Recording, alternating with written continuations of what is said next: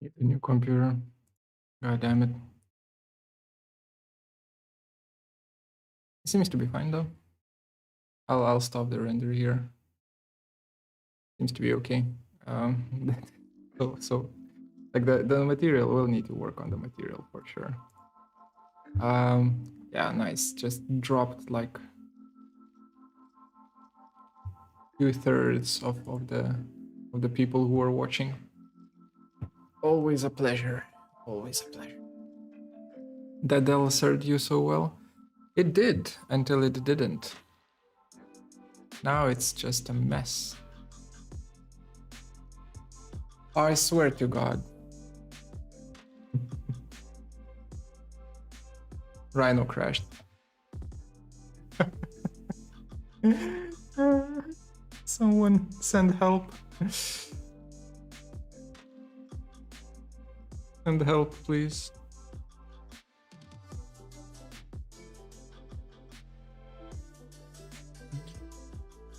Jesus.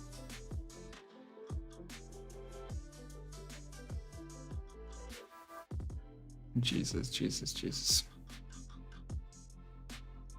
This stream is going south real fast. Turning out to be a pretty troubleshooty stream.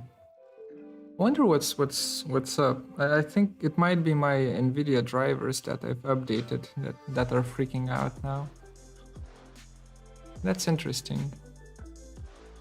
I might need to revert to older drivers to make this work. Anyway, seems to be fine. Let me turn off the decor, and I will show you what I've actually planned for the stream. So I will grab this chair right here, isolated, so that it's the only thing that we actually see. Run Grasshopper, and we're going to do a Grasshopper script for it. What was the longest 3D print you did so far? 36. Recently did the 36-hour one. It's scary and exciting. Longest print. That would probably be... What did I do that took long? I don't know. Like I did a few prints that were like 2 days, like 48 hours. But those were nothing special. They were just like large prints of parts.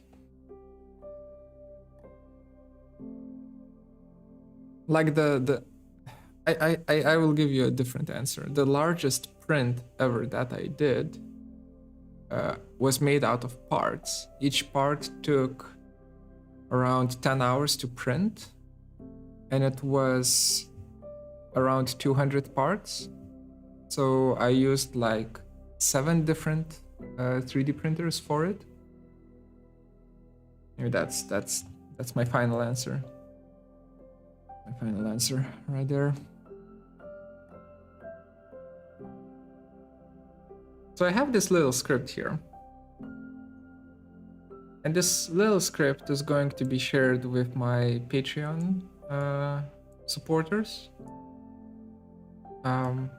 Just because I share my scripts with my Patreon supporters.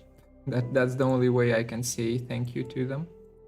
And it's basically a cloth simulation script where you can make cloth fall onto a shape, right? I'll break it down for you, but before we do that, I want to show you how it works. So I'll just create a rectangle that's 1 meter by 1 meter, like that. Push it up, or move it up rather, like that. Probably place it something like so. Clear those values. And I will add my curve right here. and I will add my 2 B reps, this one and this one right here. I'll show you what it does. Just a second. People are coming back, so at least that. At least people are coming back. Okay. So going through.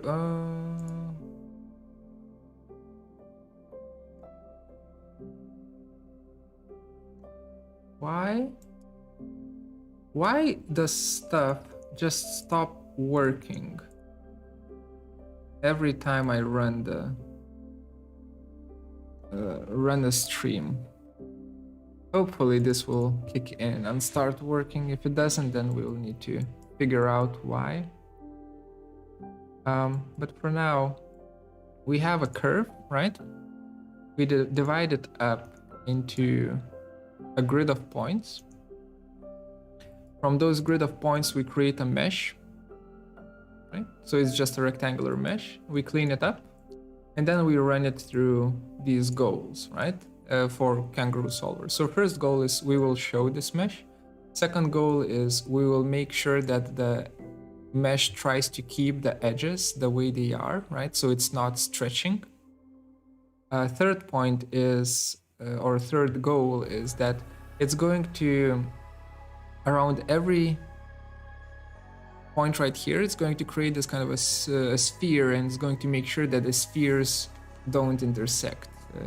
With doing so, we'll make sure that the mesh doesn't fold into itself.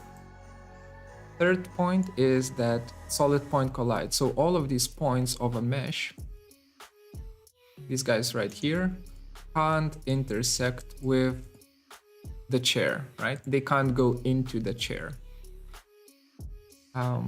So when we drop the cloth, it's going to kind of fall onto the mesh or onto the chair.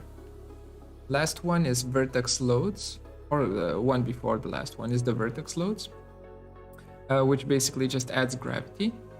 And the last one is a C# component, which I stole from the Rhino forum.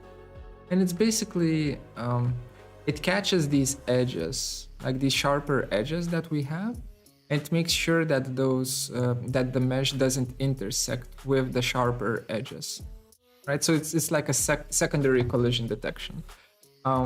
You can, if you just search for it in the forums, you will find it. Basically inside you have a, whoa, large boy right there. And for some reason it's orange, I don't know why. But it's this, right? Let me press play, let's see if it's going to recompute. No, it doesn't. It doesn't recompute properly. Warning, assuming assembly reference, Rhino common, blah blah blah.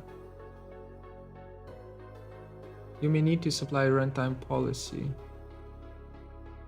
Crap. I don't know what that means. We'll see.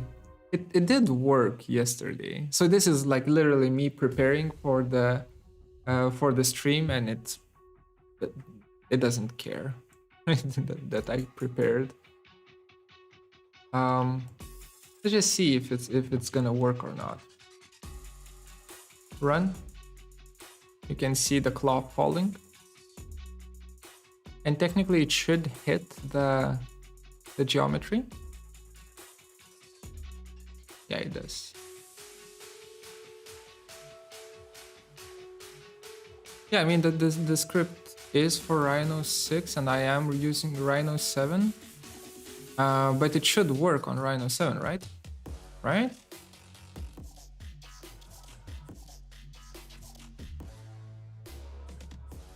It should work. And it takes a while to simulate, but hopefully it's gonna be pretty nice once it's done.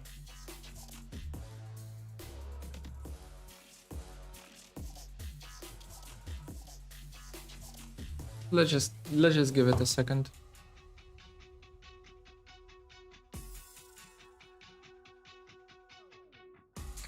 Coffee. Maybe something in Rhino Common has changed in the meantime. it would be weird for them to do that. Because they definitely want stuff to be translatable from Rhino 6 into Rhino 7, right? Maybe not other way around, but there should be like a system in place. Anyway, the simulation seems to be it's still gonna droop a bit. But for now, let me just show you what it does, right? So I'll stop the simulation a bit. This is how it looks like. Then I offset the mesh and I Catmull Clark it, right? So I kind of subdivide it further. And we end up getting this, and this is exactly what I don't want to happen. But I think with this one we can actually... Can we do both sides? Can we do both sides? It just offsets inwards, huh? We should still do both sides though. But then it's a very thick boy. Maybe we don't do both sides. Okay. Let me big this out. Doesn't matter to which layer. I'll just bake it to helper layer. Like that. We disable this altogether. And I'll just kind of wiggle it around to make sure that it looks good from one angle, right? It's not perfect, so yeah, that seems fine. So we have a cloth, right? Arctic view. We have a pretty decent cloth on our chair. So I kind of want to add these cloths to give it a little bit more a little bit more pizzazz, right? To make it a bit nicer. So that's one. Actually, I feel like this is fine. And I'm just going to probably just create a new layer, call it cloths. Change an object to that layer. We're done with this one. Go selected. And I will do this for one more chair. Let's see this one. But one more thing that I'm gonna do is show selected that I will extract surface. I will extract this, yeah, only these two surfaces, like that. There. Perfect. Perfection. I will isolate. I will join these up, mesh them,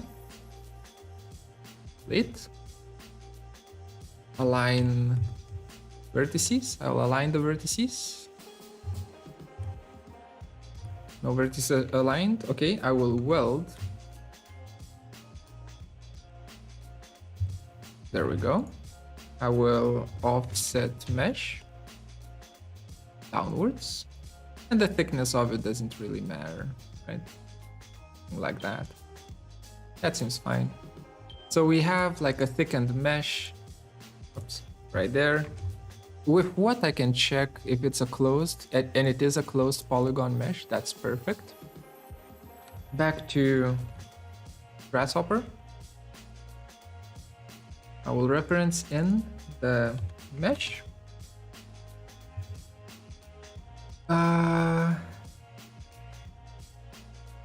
Set one mesh right there. I'll just drag it into combine and clean. And this is fine. Everything is fine. Oh yeah, and then flatten out the input. Now basically my colliders also have this mesh right here, right? Colliding forms. So where was my 1 square meter cloth curve? There it is. I'll just grab it, move it in here. Wait for it to do its magic. Calculate. Actually, let's first position it. So clear values. Let's first position it, and then we will make it work like that.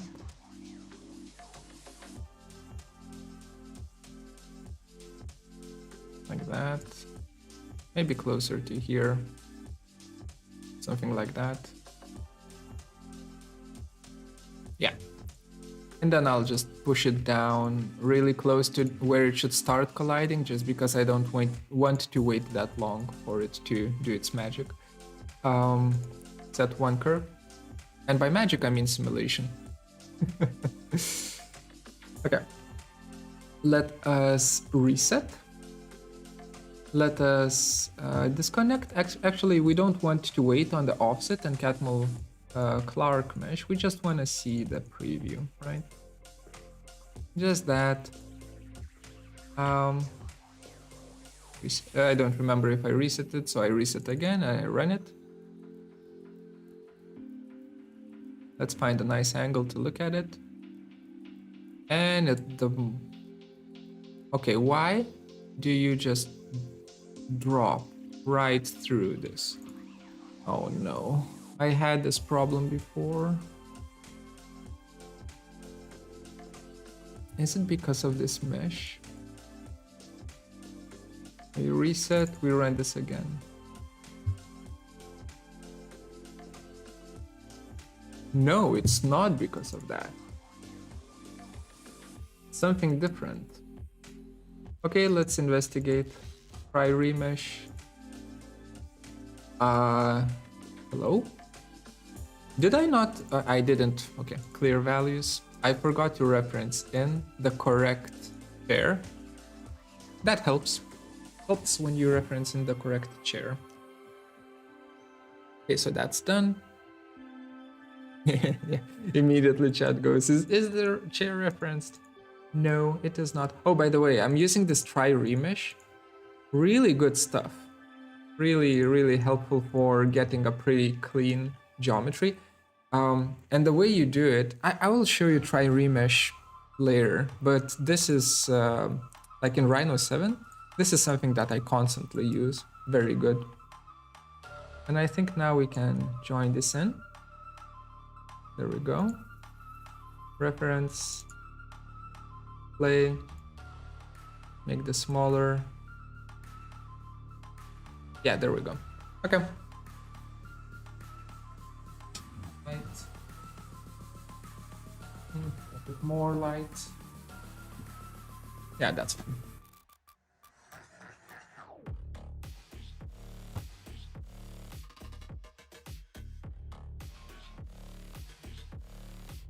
The problem with the C# component is that you need to reference the same Kangaroo library that is loaded by Rhino. You need to change it to Rhino 7.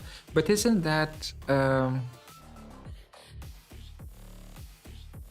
that is already referenced. I did that yesterday. Yeah, I know how to manage assemblies, but it is already referenced. And also it is computing, right? It does have a... It does have the milliseconds here. Let's run this, and then after we ran this, I will actually try to re-reference the assemblies. Maybe that didn't get saved, but I think like once you reference in the new goddammit, DLL, right? It should work. Kangaroo is difficult to understand. Kangaroo is a thing that once you understand the way it works, you don't then you have no problems with any of the tools, right? So basically for Kangaroo, the way it works is it moves points around. Particles, right? And you can have different goals for those particles as how they behave in relation to each other. So you can have strings that don't let them go too far away from each other and too close to each other. You can have gravity, like force affecting them and pushing them down and so on. Is this on the floor now? Yeah, that's on the floor. That's good. That edge there is not that great though. Well, we'll see. Should be fine. With a little bit of scaling, I think we will make it work. I'll just let it droop a little bit further. That area right there. Because we want to see what the hell is gonna happen here. Right? Is this going to be realistic once it's done or not? And if this wasn't a stream, I would have the cloth at twice the resolution and I would wait, you know, I would kind of make some coffee, watch a movie or something, and I would just wait, you know, like 20 minutes for it to do the calculations, but here we don't have the time. Best Kangaroo tutorials to follow for learning? Not tutorials, example files. Daniel Piker has a bunch of example files that ship together with Kangaroo and breaking them down, looking at them. I do have a few tutorials for origami folding as well as for cloth simulation on a moving body.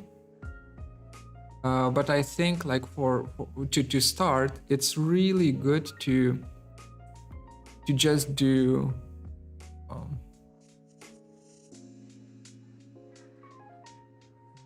these example files, to just go through them and look how they work and what can you change. Hydra? What's Hydra? Is that like another plugin that I don't know about? Grasshopper has way too many plugins, honestly. Way too many.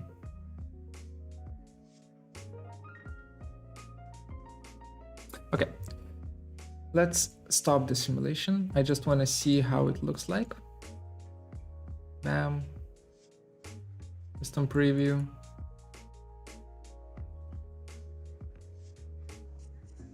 I mean, looks like a cloth, a piece of cloth. Tail Hydra, okay.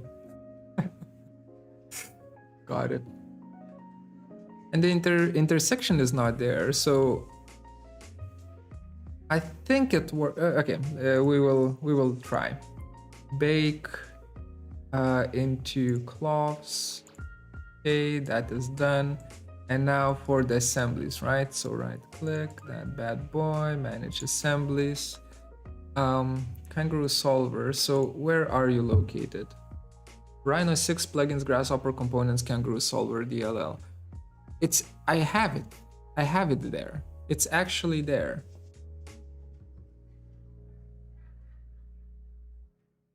Okay, let's try with Rhino 7 then. Let's see if it's going to complain or not. Oops, it's the regular program files, I guess. Rhino 7, Rhino 7. Is it under plugins? I think it's under plugins, right? Grasshopper. And it should be under components. Kangaroo solver, open. And let's get rid of this one. Okay. Okay, fine. Fine, Mark. Fine. You win this one. I referenced in the wrong one. I referenced in the Rhino 6 one. God damn it, I hate being wrong. Okay, so we do have this working. Then we didn't really need it for this one. Mark OP, Mark is OP. But basically, I can actually show you guys why we are using the C# component. Let me create a cylinder. Yeah, and we don't need that anymore, right? So I will just clear values here. Don't need that. I will just show you this behavior on a cylinder. Clear values. Move it up on the cylinder. There we go. And let's have the C# component disconnected for a bit. Have this disconnected. Or actually, let's just do rep that one of it, one rep, push it in like so. Just faster meshing. Okay, so now if I, oh, yeah. Curve, set one curve.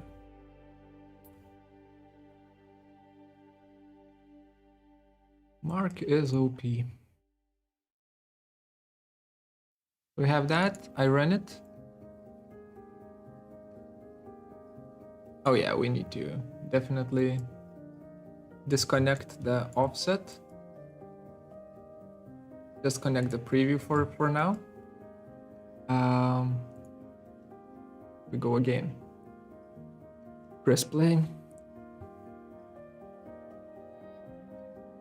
Which plugins for Rhino would you recommend for architect students? I don't use plugins for Rhino. I just use plugins for Grasshopper.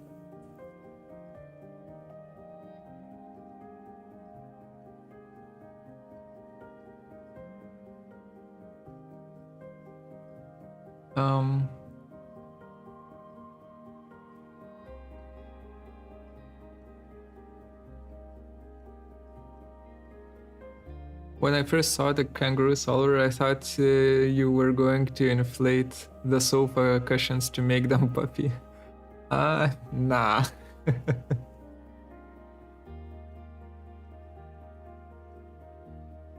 Mark, you didn't make me feel bad.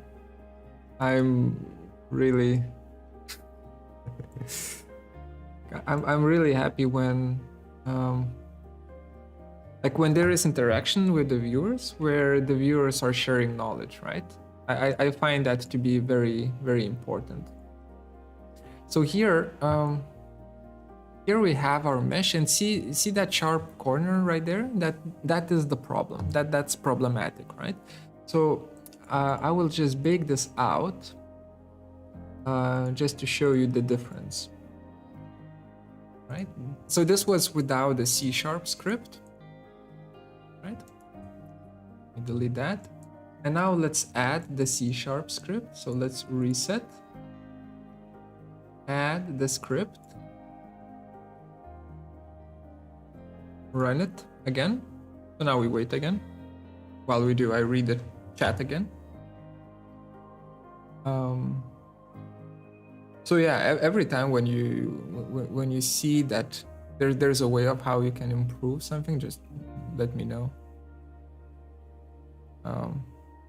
It's completely the contrary, right? I don't get sad or angry. I like it. Do you consider using cloth simulations in Blender or Maya and then importing into Rhino? Yeah, you could do it that way, but I don't like switching between software that often. But yeah, Blender would be better for this kind of stuff. Lunchbox or paneling tools? If I need to use something that paneling tools needs to do, I just use Grasshopper. I don't use Rhino. Lunchbox, I did use Lunchbox before, but not that much.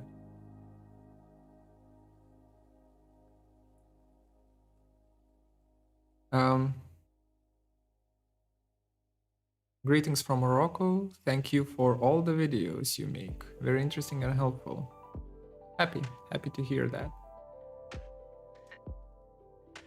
My experience has been these softwares are much more efficient at doing these simulations. Yeah. You are completely right about that. Okay, let's stop that. But it depends on, you know, how much time are you going to save, right? In this case, I don't think I would save any time whatsoever. Oops, I think I made a boo-boo. a bit of a boo-boo.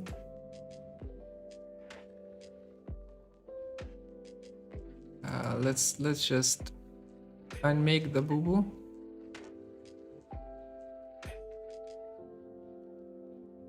Clear values. There we go. So see this interaction right here, right? This is with the C# script, with the C# Go additional one, and this is without. I don't think it's it's a no-brainer that this is much more accurate than this one, right?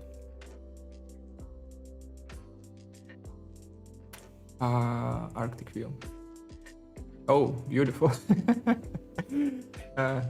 Subdivisions, we need more subdivisions. But basically that, right? That's why we use it. We use that one. Again, it's available. I will be uploading the script for my Patreon supporters.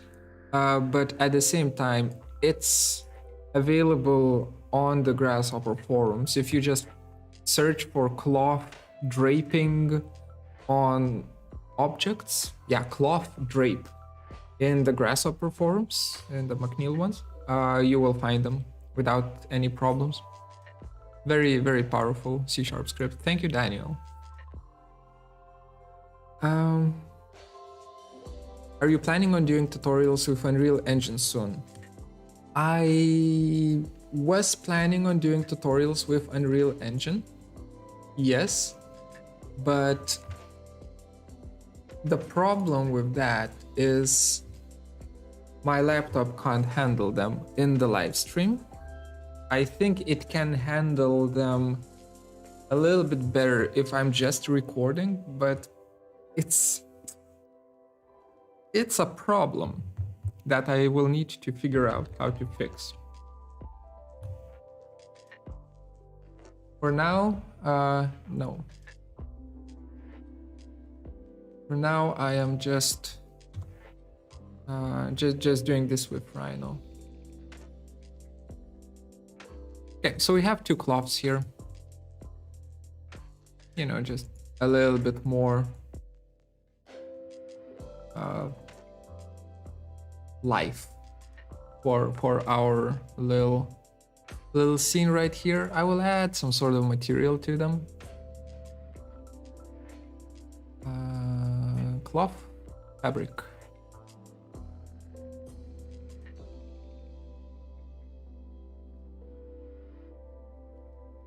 Am I the only one who thinks render cycles gives more realistic renders than Viri if we compare render times? No, I don't think you're the only one. I think every Blender user would say the same thing. But that's... it is not true. It is not true.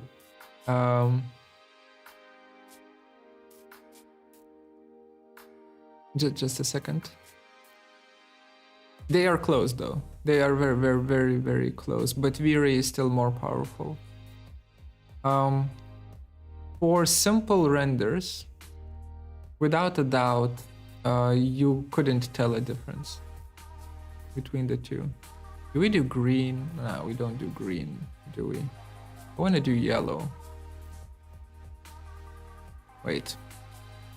Viri frame buffer. Okay, that's just an empty frame buffer. Fabric yellow, probably. Apply to selection. Screw it. Let's have it like that.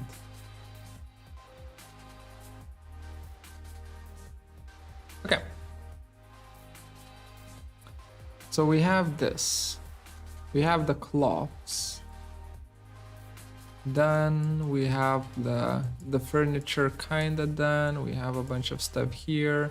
The second floor is completely unfinished, right?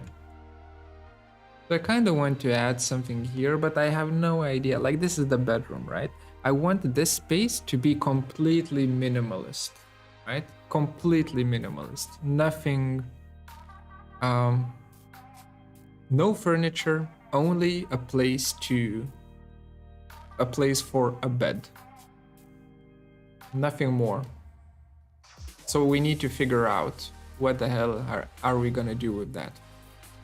How the hell are we gonna make a bed here? And this is going to be our kind of this cool render, super minimalist render here. I can show you with the Arctic view, I think. Yeah, super soft. No lights, no nothing, just a bed.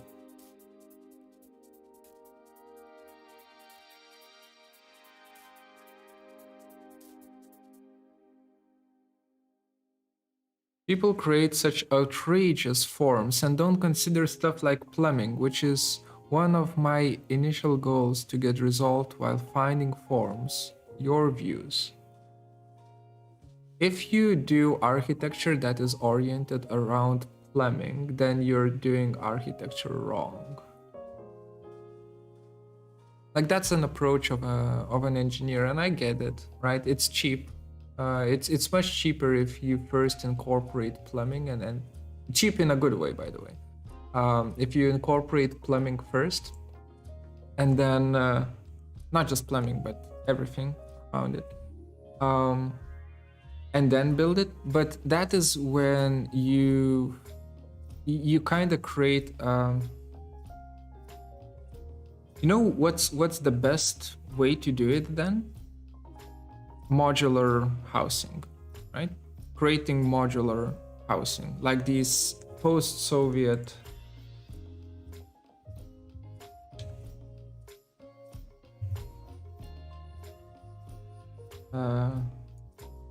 just a second, I'm searching for it.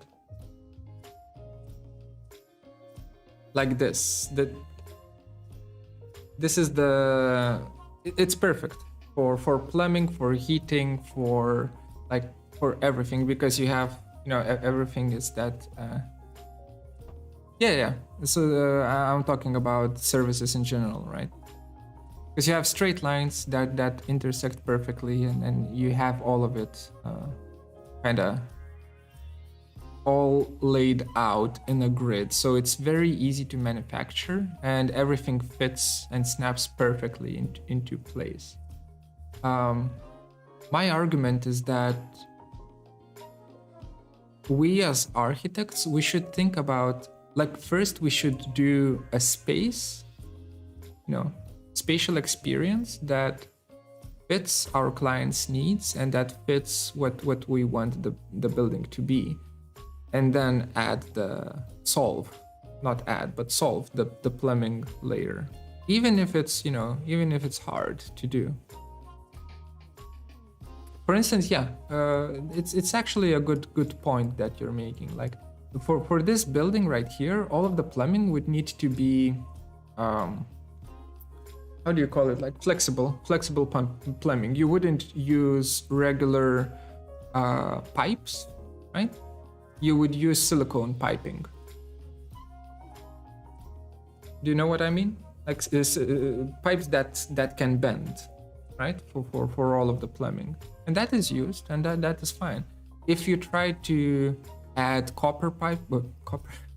if you try to add steel piping to this building, that's not gonna work, right? So you need to kind of make sure that the technology that you're adding to the building is at the same level as the form, right, of the building. But that can be done. Like when I was studying, I had a teacher who kept not just one, many teachers who kept badgering me about not drawing grid lines on my buildings, right? So for instance here, grid lines like the construction axes, right, for the building. And actually not even that, but the construction axes having like weird angles, and me not having precise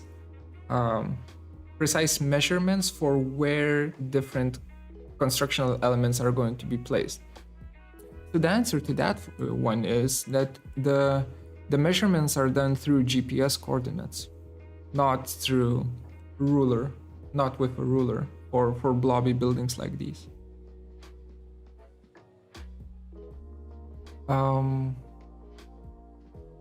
But my training in architecture was super traditional, like while I was studying. Bed, 2 meters, 200 by 1800 by 400,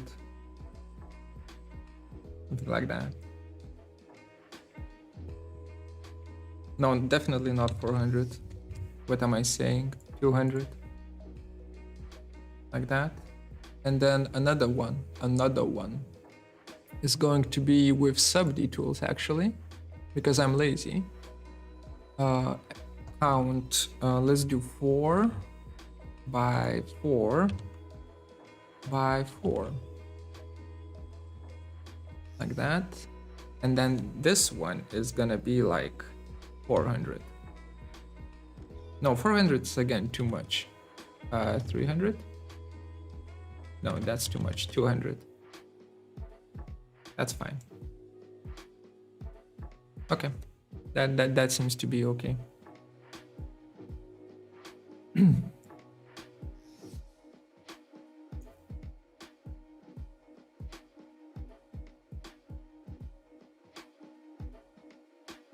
Everything is doable. What's hard is to give a soul and character to the place you're designing. Never worry about the technical stuff while you're doing the concept.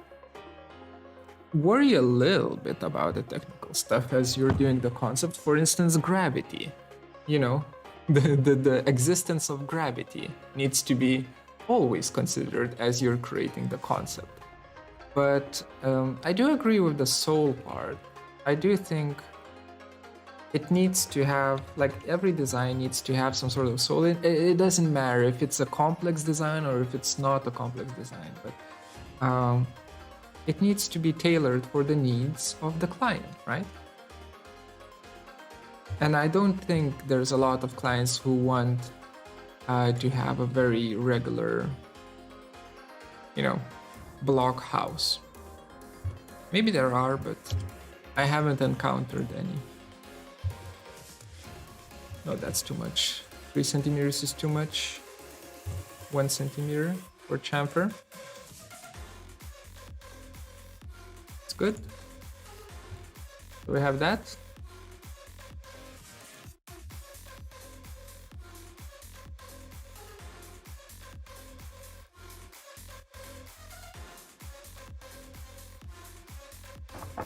Hello from UK. Hello back from Sweden. In the case of structural stability in these forms, what would you consider? Structural stability? Structural stability of these forms would be super. Like, this is a very strong building. Well, never mind. This hole right here, the central hole right here, is not great. Ain't gonna lie, that's not great. You do need some sort of a structural member right here, right in the middle, but we don't care. Besides that, structural stability for this is great. The only thing that you need to think about is construction method, and I would probably do something like we will, by the way, solve the construction problems of this, but for the construction method I would probably have these kind of rib members, right?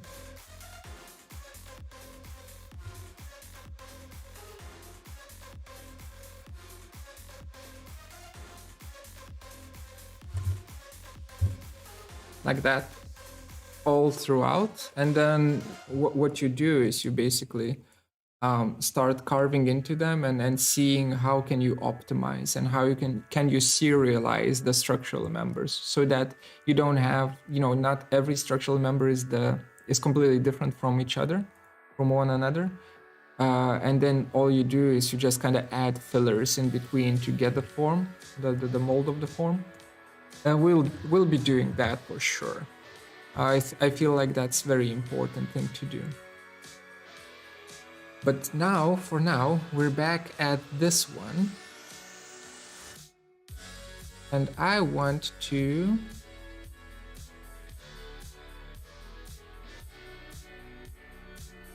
drop a cloth on this.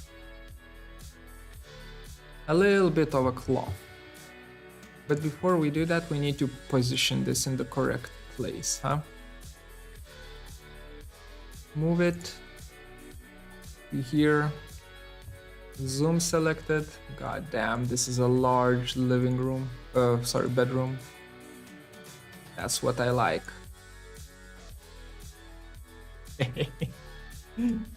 Such a stupid area, but I think like for meditation,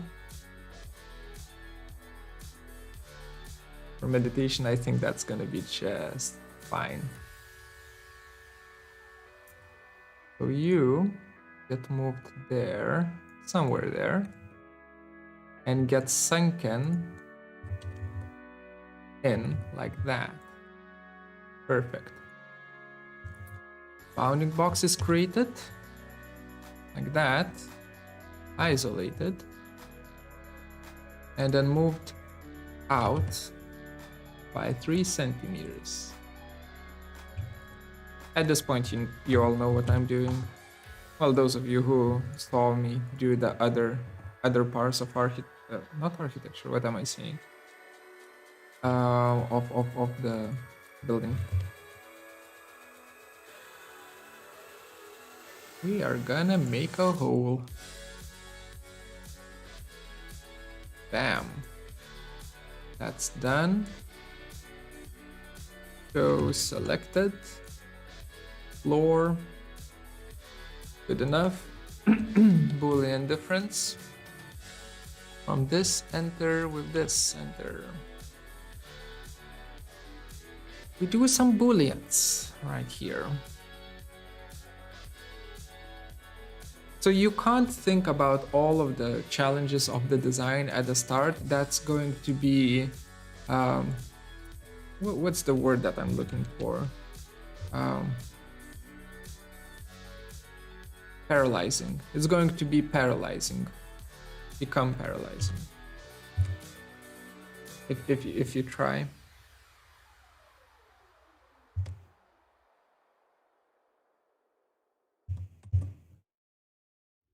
That's going to be a light source. Of course, we're making a sexodrome. Lights, change object layer. There we go. Go selected. These two ones. Okay, so now we have a little bit more. This is. I should call this building skate park for a Roomba robot. It's literally a skate park for a Roomba. Imagine how often you would need to flip back the vacuum cleaning robot as it's trying to kind of clean the floor, goes up the ceiling and just flips over. And you go like, ah crap, that shit is doing its thing again. Roomba.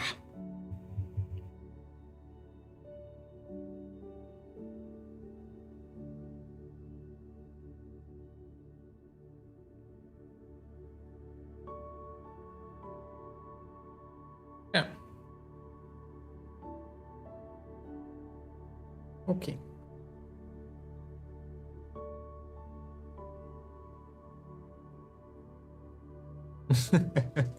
I would leave this without any furniture.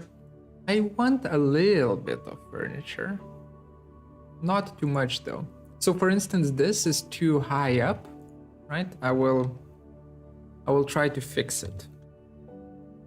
Hello from Turkey? Hello? Hello, hello? Hello, hello. I will try to fix it.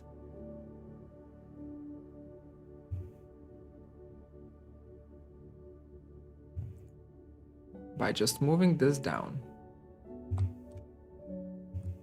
5 centimeters. Let's do 2 more. Yeah. So that's 70 in total millimeters, huh? If I had hardwood floors, you could go rollerblading before, but if it had hardwood floors or concrete, great work. Not there yet. I'll just convert this to NURBS. There we go. That seems to be better. We have that, and there needs to be a detail, right?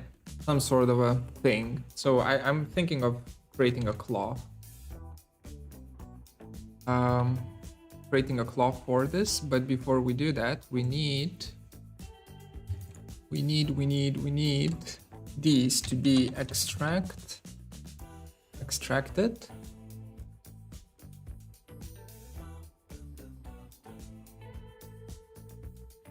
Joined. Can I move them? Yeah, there. Okay. That isolates 3 of these. So we're gonna work with these. I'm gonna mesh. Okay. Delete. Weld. Enter. Offset mesh. Doesn't really matter how much. That. Perfect. We have this portion going. And then where's my grasshopper? There we go. Can we create something that is a little bit more complex?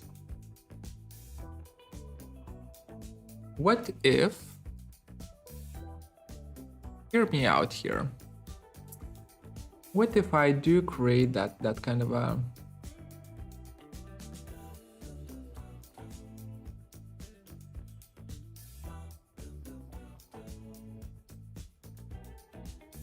sorry, I'm just thinking. So we have a meter by a meter cloth, right? A piece of cloth. And our script works with that quite well.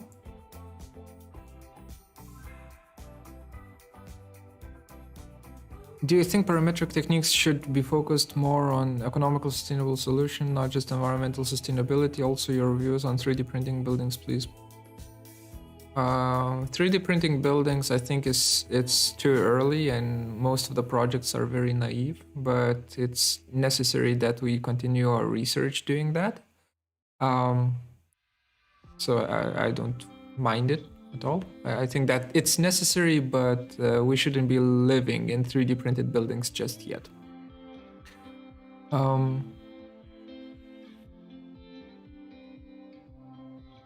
Economical sustainable solution. I think parametric design should be bridged into experience-based things. What am I saying? Experience-based things? Like I think... Just a second. Helper. There we go. I think parametric design needs to be a little bit more disconnected from the sustainability of it all and trying to solve the world's problems. I'm sick and tired of architects thinking that they can solve anything. No, we can't. It's the legislation and so on that are solving the problems. We are just making buildings, right?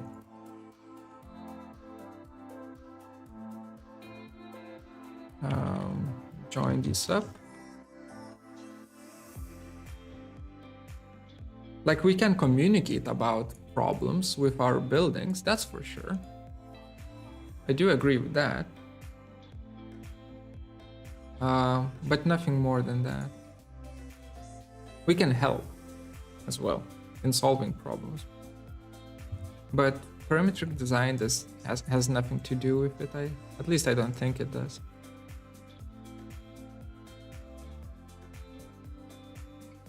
put small Wall-E and Eevee robots in the room. Nah, that would be too much of a gimmick, I think.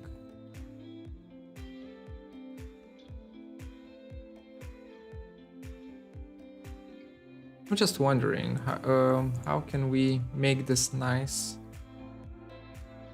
Okay, so we have this piece of cloth right here. That's going to fall. I'm just going to kind of have it sitting here in the weird way. And can we? Can we have it do that and then fall in a weird way? A little bit smaller though.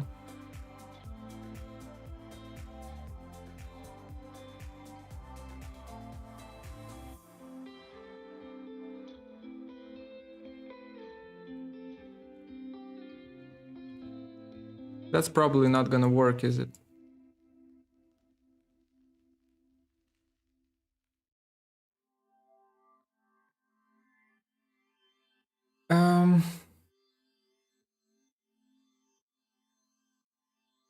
Circular economy and other sustainability solutions, while forced, will not be economically viable and will make the economy fall hard. There is truth to that. I think so. Like the change comes from legislation, right? It doesn't come from architecture or like, for instance, Elon Musk, right? Tesla, what they are doing with their Tesla cars and so on. They are providing a tool for the legislators to introduce new kind of legislation to kind of work with sustainability better, right? Because before we didn't have any, before Tesla, we didn't really have any electric cars that were viable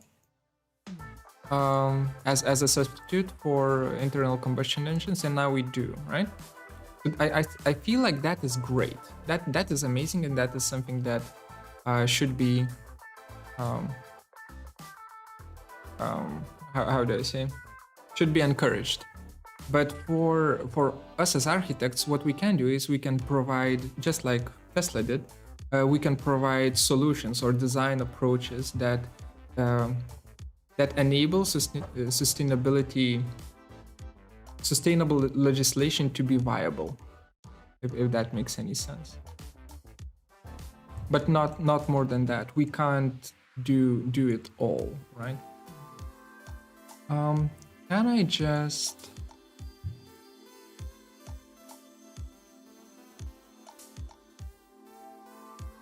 I'm just wondering, is it possible for me to just set multiple B-reps here? This one and this one. Reference these two in. And then get the mesh in here as well. This one. Reference that one in.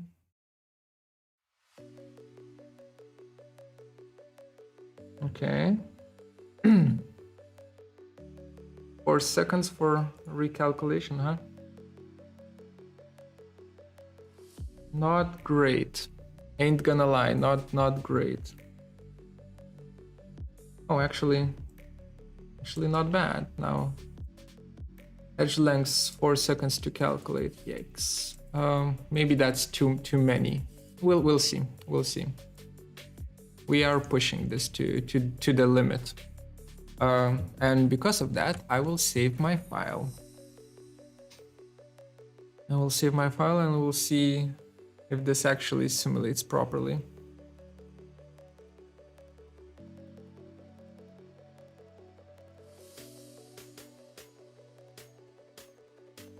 I don't know. It feels like now when I'm kind of speaking about this topic, I don't have enough words in my vocabulary to explain or kind of say everything that I want to say about it. But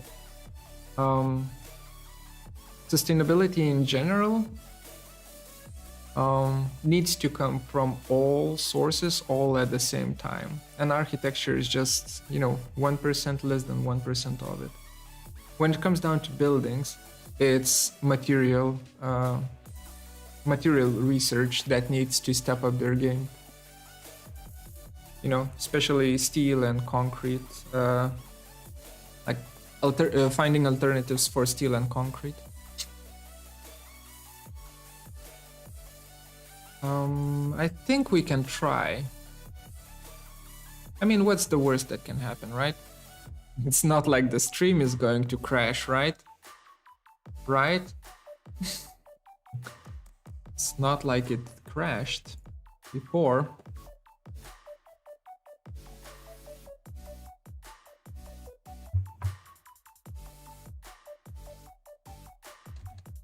I'll hide that for a second.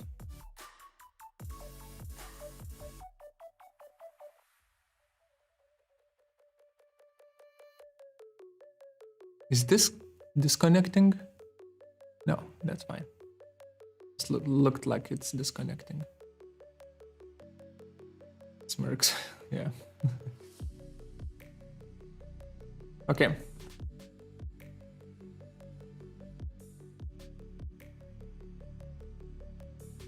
I wonder how efficient this is. Let me run task manager. Like, let's see how efficient Kangaroo is.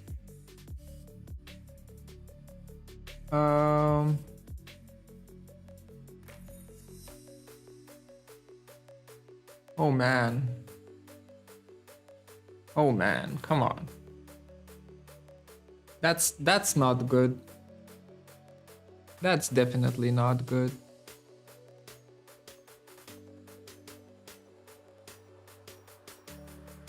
%. Yeah, that's why Blender and Maya are faster at calculating the stuff. Is it just going through the freaking... Oh my god. Reset. We are resetting this. Okay, so there are a few things that I wanna fix here. The first one is, why the hell are you not working? Do we simplify it? I think we simplify it, right? Make it work.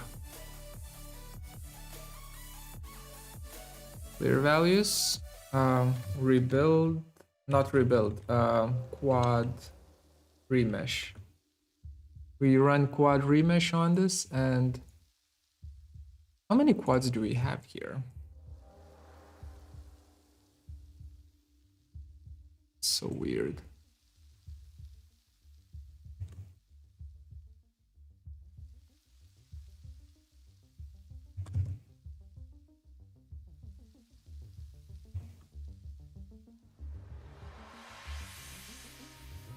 Okay.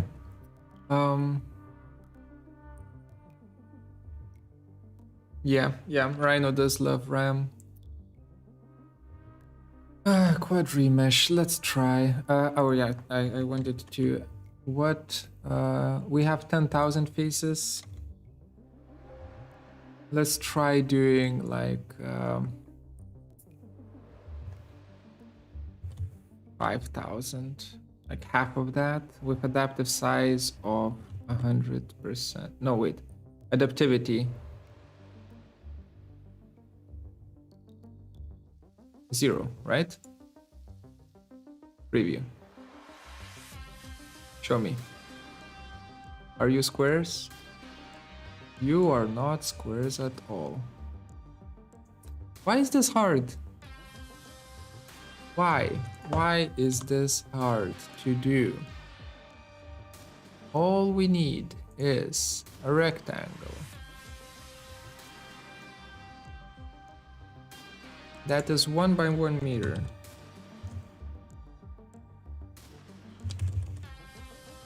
One by one. I swear to God, I'll make it. And it's gonna be glorious once we do it. And then we scale it up to 2 meters, right? 2 meters wide. That. Set one curve, like that. Then we look at the mesh, and it's all stretched out. That is fine, because I am going to disconnect it from here, and I will say 25 to here and here, and that's the wrong one. 25, 50. Now these are squares again, right? So what we do is we lock this, we bake this out, lofts, whatever. We bake this out, we rotate it, I'll actually rotate it 90 degrees. Move it from this point to this point. Join, align vertices. Yep. Weld. Yep. Okay, we have that. And now do we just... Can we just do this?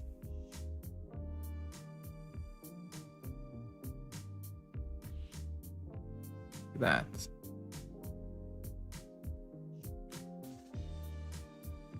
In a weird way. And unify mesh normals, of course. Flip that. Okay, so this should fall, right? This should fall quite nicely. And it should fall on one side and then on here. Okay, we try again. Set one mesh, bam, only that.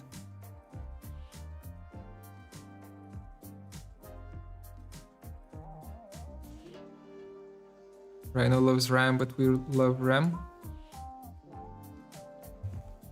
Like the singer. So we have that. We don't need the curve anymore, we hide it. I will just get the single B-rep for now. Lock selected, just this. Set one B-rep right there. There we go.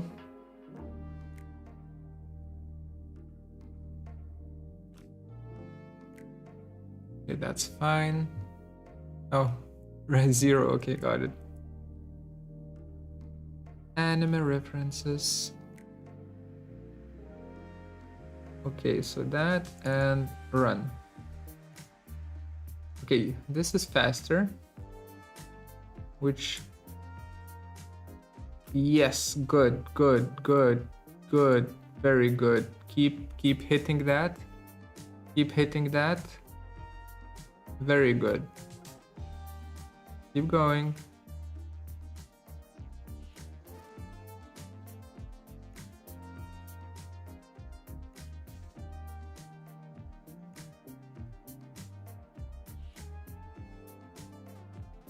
Perfect. Okay. That's what I want to see. So we stop it. We need more. So I need...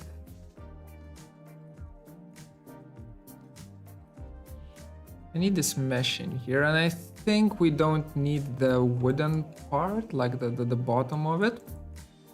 I think that's gonna be enough. Reset again. REM sleep. REM sleep is the good shit. REM sleep is good.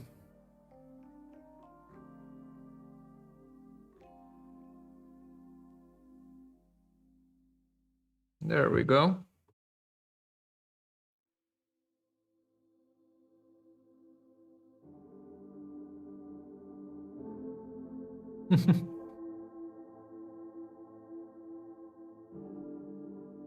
It's apparently the reference was for neither sleeping nor the music, but for an anime. Oh, I have a, while this is doing, I have a shirt. Or actually, will this lag? I hope it's not gonna lag. Proof important. Wait.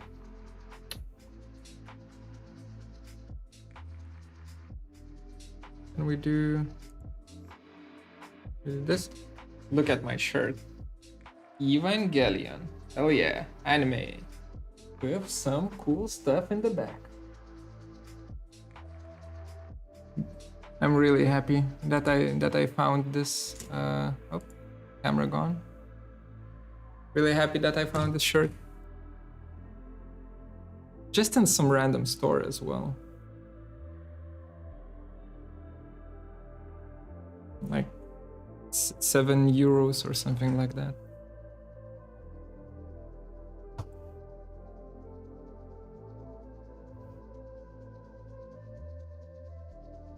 Neon Genesis Evangelion. Robots and shit, yo.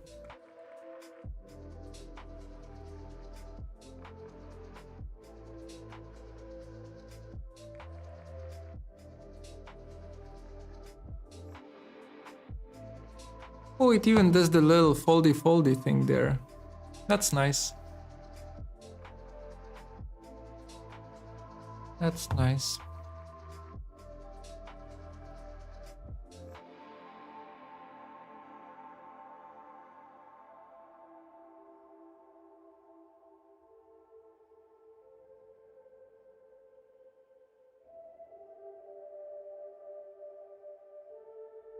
And let me stop the simulation there. I think that looks okay. Well, it doesn't look okay right now, but once we Catmull Clark it, I just see Catmull Clark it, I don't know why. Once we do that, and disable that, save that, close it, hide that.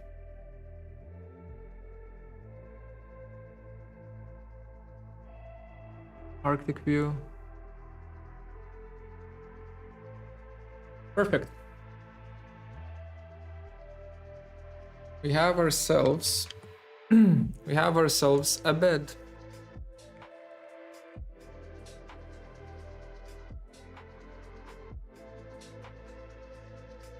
Do you guys use pillows when you sleep?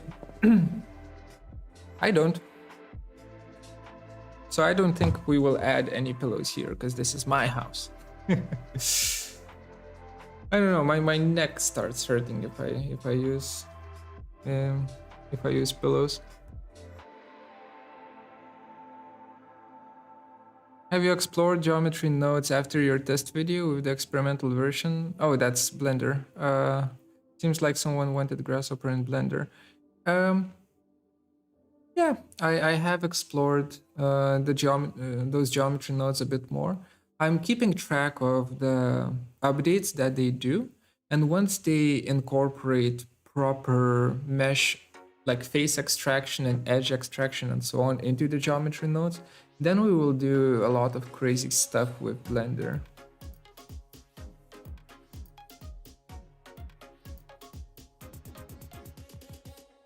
Will the object collision be visible after rendering? I guess that answers your question, right? Oops, don't, no. I accidentally, oh, no. I accidentally pressed the wrong button. Now it's going to turn this to a rendered preview.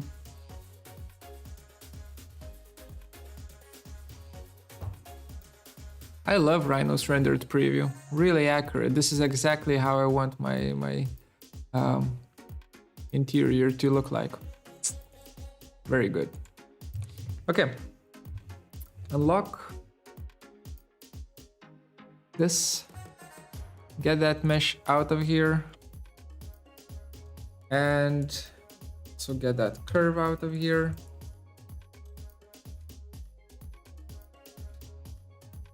And now we will show selected. Oh, this one is still there. Delete. Unlock. There we go. So this and this and this and this and this. We need some cloth materials here, or fabric rather materials here. Blah, blah, blah, blah. Is there like a white fabric? There's wool. Just want white fabric, man. And this is good enough. Gray. Apply to selection. That's perfect. And this one. Where's our orange? Where are you? Fabric, yellow, not orange, yellow. We're using yellow fabric for this. And then this one is going to be, of course, copper. Because we're messed up like that. Have you ever noticed that when you have an emap on a mesh in Rhino, anything in Grasshopper that has a custom preview will have an emap material too? Oh, that's definitely a bug. I didn't notice this. But that's definitely a bug. Okay. We're done with this. How long? And we've been online for, well, with this part of the stream, we've been online for 1.5 hours, but the other one was also 1.5 hours. I think I will call it a day. Just checking, yeah. I think I will call it a day for now, because this view is gonna be pretty sweet as it is. The terrace, I don't want to do anything with the terrace.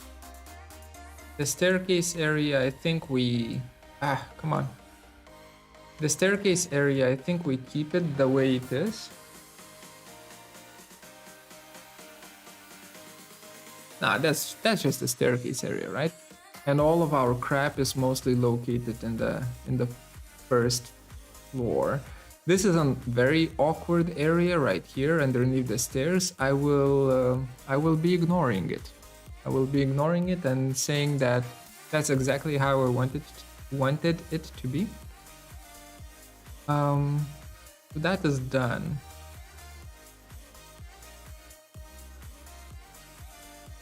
So in the next stream,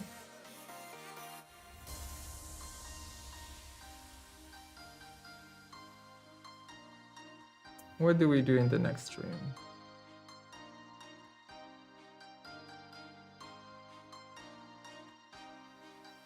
I think in the next stream we will start kind of polishing the renders and making sure that our exterior and interior renders are kind of nice, you know, nice quality. Why is this music? Let's do something for the end of the stream that's a little bit nicer.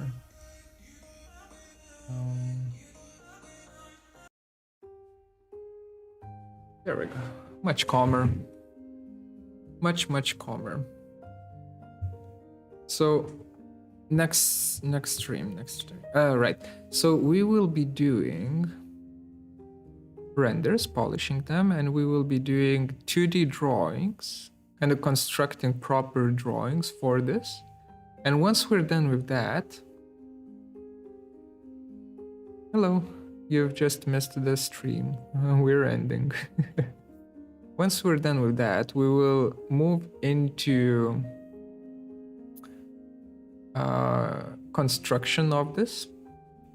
So we'll start creating like structural details for this building, which I will later build as a physical model, right?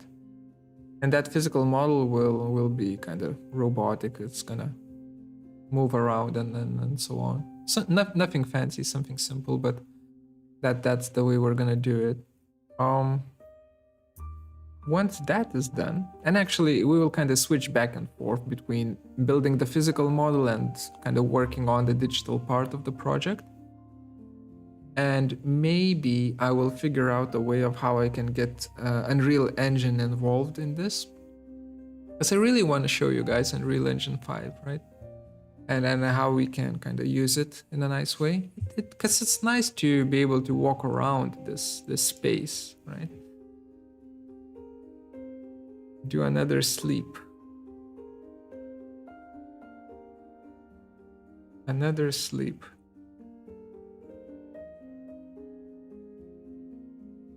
I have no idea what you mean. Bye-bye sleep. But I will do another sleep after I finish the stream. Probably. Lay down. Think about life. Go to sleep. Okay. We are done. We are done. Render masterclass, that's gonna happen next stream. That's gonna happen next stream. Oh, by the way, next week I'm off. I will be uploading a few YouTube videos, maybe one or two, but I'm kind of off next week. It's a busy week, so there's gonna be a little bit of a gap between the streams, but we'll get back to it quickly. Okay. Hope you enjoyed this one, guys.